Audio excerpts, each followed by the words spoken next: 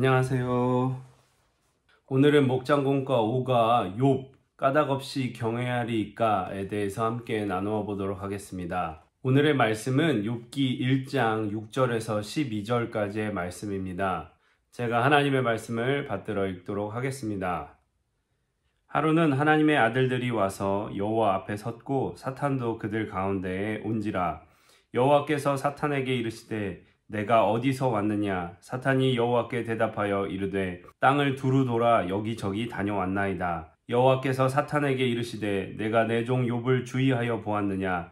그와 같이 온전하고 정직하여 하나님을 경외하며 악에서 떠난 자는 세상에 없느니라. 사탄이 여호와께 대답하여 이르되 욥이 어찌 까닭없이 하나님을 경외하리이까? 주께서 그와 그의 집과 그의 모든 소유물을 울타리로 두르심 때문이 아니니이까. 주께서 그의 손으로 하는 바를 복되게 하사 그의 소유물이 땅에 넘치게 하셨음이니이다. 이제 주의 손을 펴서 그의 모든 소유물을 치소서. 그리하면 틀림없이 주를 향하여 욕하지 않겠나이까. 여호와께서 사탄에게 이르시되 내가 그의 소유물을 다 내 손에 맡기노라. 다만 그의 몸에는 내 손을 대지 말지니라. 사탄이 곧 여호와 앞에서 물러가니라.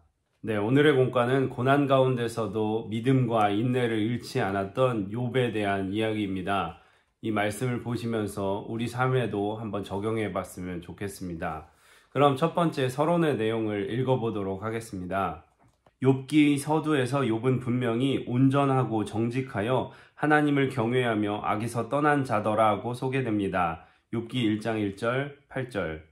많은 자녀와 넉넉한 소유로 부유한 삶을 누리면서도 하나님 앞에서 경건하게 살기를 항상 힘썼던 욥은 그야말로 인간적으로나 신앙적으로나 완벽한 사람이라고 인정해도 무방한 사람입니다. 그런데 인간을 시험하고 참소하는 사탄이 등장하여 하나님이 그의 집과 소유물을 울타리로 보호하시니 그런 것이지 욥이 어찌 까닭없이 하나님을 경외하리이까 질문을 던집니다. 한마디로 욥에게 있는 껍데기 다 걷어내고 나면 결국 바닥이 드러날 텐데 그때도 욥이 여전히 여호와를 경외하며 살겠냐는 본질적인 질문을 남긴 것입니다. 이제 하나님과 사탄 사이에 일종의 내기가 펼쳐지게 된 것인데 과연 까닭 모를 고난을 당해도 무덤까지 내려가는 절망 가운데 처해도 욥이 하나님을 경외할 수 있겠습니까?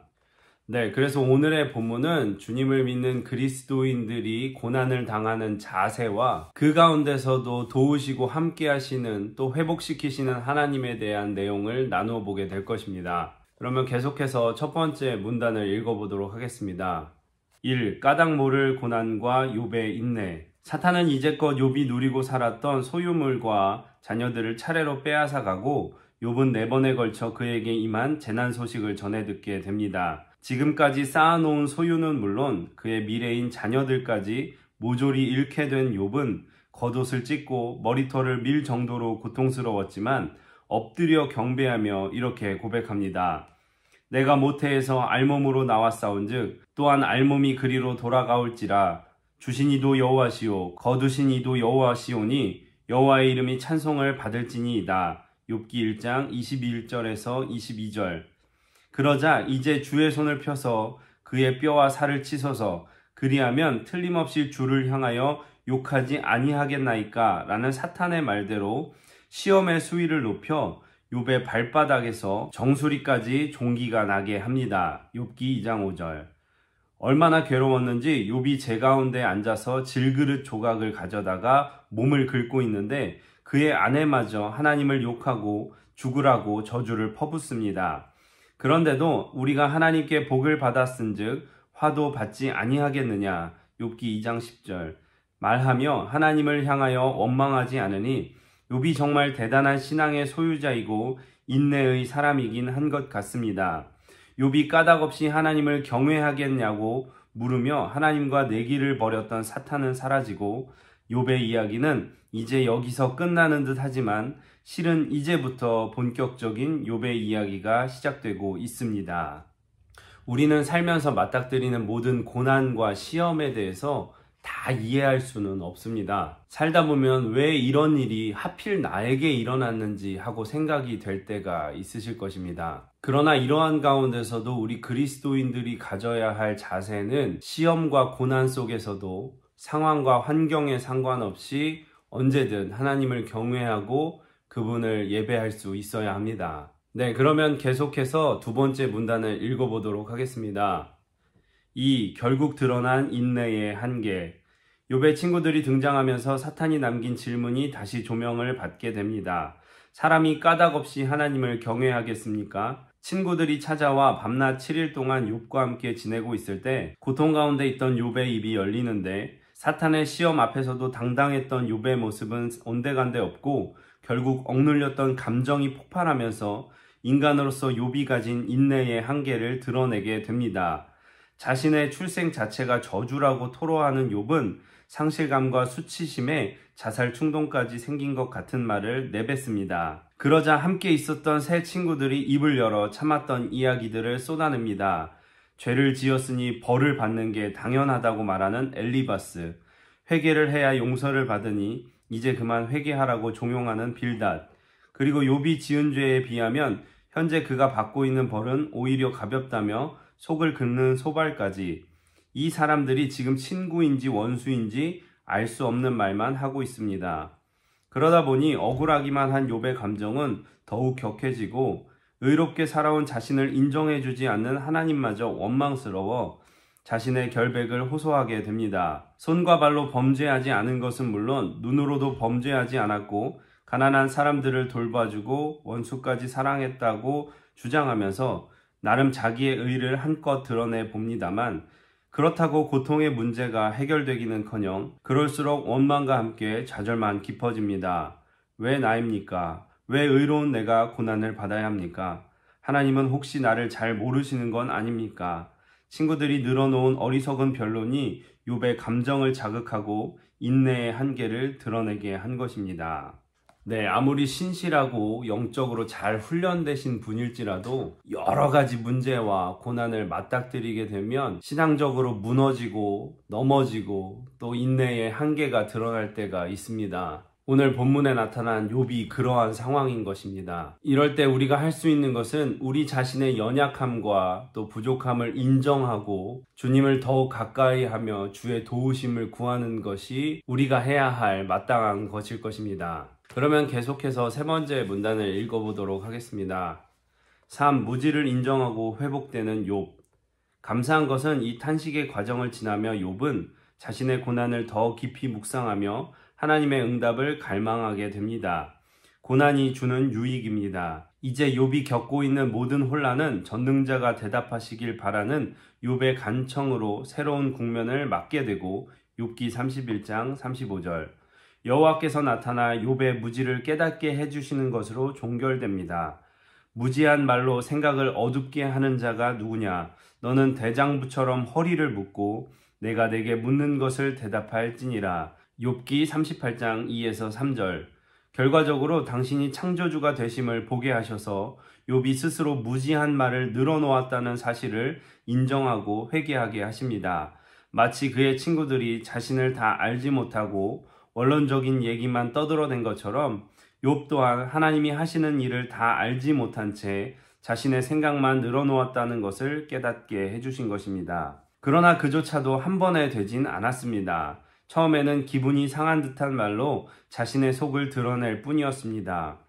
보소서 나는 비쳐나오니 무엇이라 주께 대답하리이까? 손으로 내 입을 가릴 뿐이로소이다. 내가 한 번 말하였사온즉 다시는 더 대답하지 아니하겠나이다.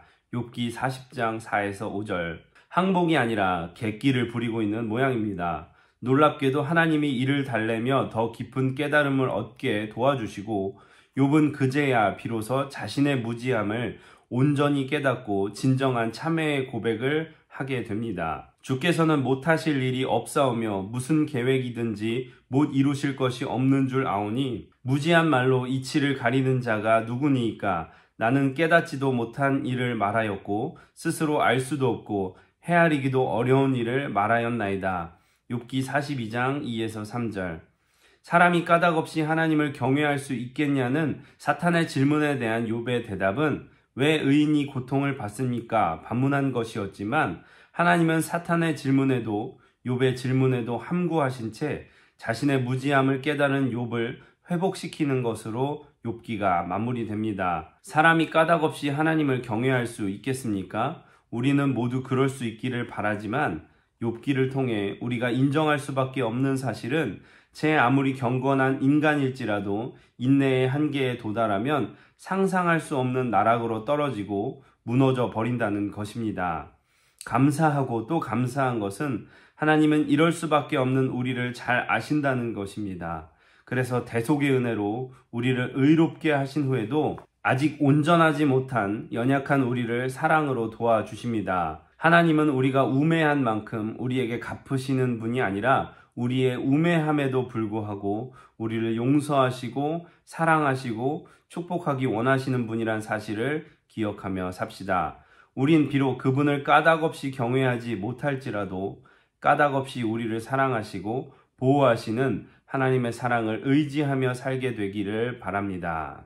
네, 우리는 그리스도인일지라도 고통과 어려움을 만나게 되면 하나님의 일하심을 알지 못한 채 인생을 방황하거나 하나님을 원망할 수도 있습니다. 그러나 그런 상황에서도 우리가 분명히 기억해야 될 것은 하나님은 그럼에도 불구하고 우리를 사랑하시고 우리를 축복하기를 원하시는 분이시라는 것을 잊지 말아야 합니다. 비록 우리는 하나님을 어떤 이유 없이 경외하지 못하는 부족한 존재일지라도 하나님께서는 우리를 먼저 사랑하셔서 우리에게 까닭 없는 이유 없는 사랑을 베푸시는 은혜의 하나님이시기 때문입니다. 예수님의 십자가는 우리가 아직 죄인 되었을 때에 완성하신 하나님의 사랑의 증표입니다. 그렇기 때문에 우리는 고난과 어려움 속에서도 하나님의 사랑을 늘 의심하지 않고 그분을 경외하는 자세를 가져야 될 것입니다. 네, 이렇게 해서 본문의 내용을 살펴보았고요. 나눔과 삶의 적용을 읽어보시기를 바랍니다.